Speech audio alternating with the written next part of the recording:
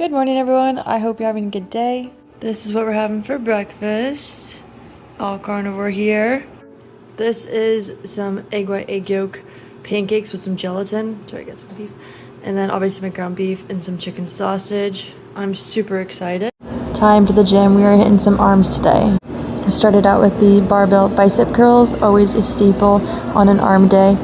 And we did 12 to 15 reps, at least for the first 2 sets, and then we dropped it and did our normal 8 to 12 reps for the rest of the sets. You want these to be challenging but still controlled. We then moved on to the tricep extensions using a rope attachment. Love these for triceps. These ones I go on the lower side of my weight, so around 40 pounds, and I do about 8 to 12 rep ranges. My first 2 sets I kind of go a little higher than that, trying to keep my elbows in the same position. I then switched the grip to the V-bar tricep extension where I go a little bit heavier, and this one we are staying in the 8 to 12 rep ranges, and the intention is to go heavier, so don't think it's just like the rope extension where you're supposed to go lighter and focus on the mind-muscle connection. This one we want more strength, still keeping your elbows nice and strong. Moved on to the seated bicep curls, doing a double arm twist bicep curl. This is super great for working on the shape of the bicep, that little ball, giving it that nice peak. I stuck with that same 8 to 12 rep range here. My biceps were on fire. It was amazing. So the secret to growing arms, especially as a woman, is really so simple. It's basically just staying consistent in the gym, lifting that good weight, focusing on mind-muscle connection, and progressively overloading over time, which can look like more weight. But we're women, our arms don't get as big. And so that means we can't really lift as heavy and go up every single time. With that, we can up our intensity, we can up the amount of rest or lower the rest time, making it a little bit more intense that way. We can add more reps, we can add more sets, more volume, things like that. That would all be what we're talking about when we say progressive overload. That is the secret to building arms. Building that nice ball, building the nice triceps, and doing that over time consistently. It is a beautiful day outside right now. It like comes and goes where we live, and so sometimes it's really sunny, and it's like cloudy, foggy mountains up there. So I am taking up the opportunity to come outside, get a little bit of my feet on the ground, feeling good, and honestly that sun feels so amazing on my face. It's actually like quite warm. It's really nice. It always helps me to feel better too, especially if I feel like I'm kind of like frantic. I'm like, I gotta do this and this, but I really don't have that many things to do today, but it just helps me to feel nice and calm. Oh, makes me miss summer really. But anyway, I encourage you to go outside, get some sun on you, and it'll always help you feel better. So that's what I'm doing. I'm gonna just enjoy this time and see how long I can stay out here before the little bit of the wind bothers me too much. See you in the next part of the video. Okay, I came back inside. I have a couple of things I need to do. So if you didn't know this about me, I do make sourdough bread for like my loved ones and people around me.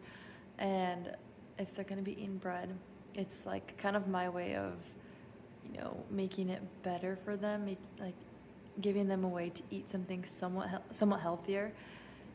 Because I don't want them eating like super processed breads from the store, so it's kind of my way of showing that love and just a little dose of health for them.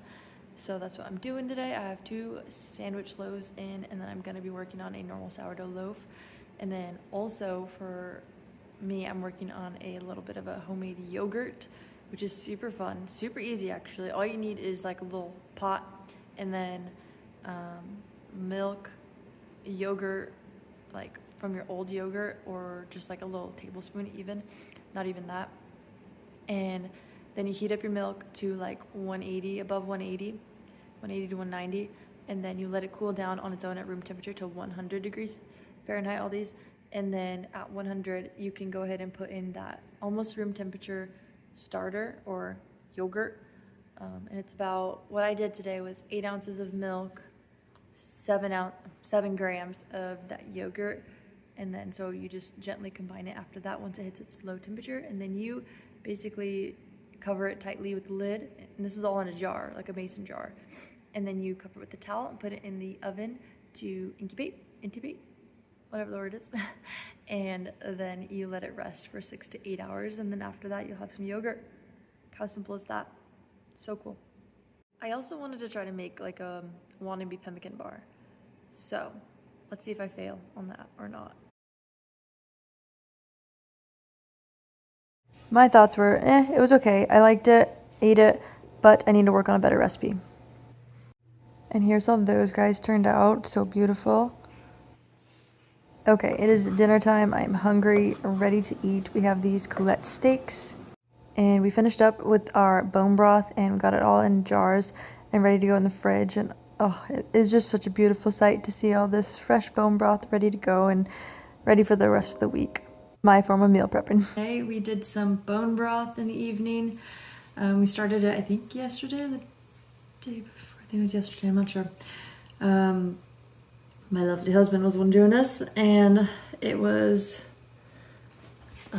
done just this evening. And look at that beautiful color. It doesn't do it justice being on the phone, but it's like this golden, beautiful color. But yeah, we love having bone broth, especially in the winter time. It's just super soothing, yummy, and it just makes all our meals so much better. We can do soups with it, and it's full of a lot of good stuff. So it's definitely a staple in this household, and I wouldn't want it any other way. Good evening. It is honestly the next day, and I just wanted to kind of check in with you guys before I end this and kind of talk to you about what my goal is for this following week. As you know, I mentioned about a week ago that I was going to be doing just strict carnivore, so just focusing on anti-inflammatory things. And as it was like the first real like week or two of like revamping my hamstring rehab and really just trying to focus on re-strengthening my hamstring, and so I did that, and now we are going to add a little bit of fruit and a little bit of dairy. I still don't want to go crazy with it, but that's what the plan is for the following week, just because I want to keep my sugars pretty low. So that's kind of the plan as far as what I'm eating nutrition wise for my hamstring to be healing. And then I'm still going to be doing my exercises. I do have a video coming soon letting you know how that's going, so keep an eye out for that, and I can share just what's been helping and what's working and what we're doing. But anyway, I am going to get the rest of the work done for the evening and hang out and enjoy the last bit of my weekend, and let's just kick off this week right and get some workouts in and eat some good food. All right, thanks for watching. I'll see you in the next video.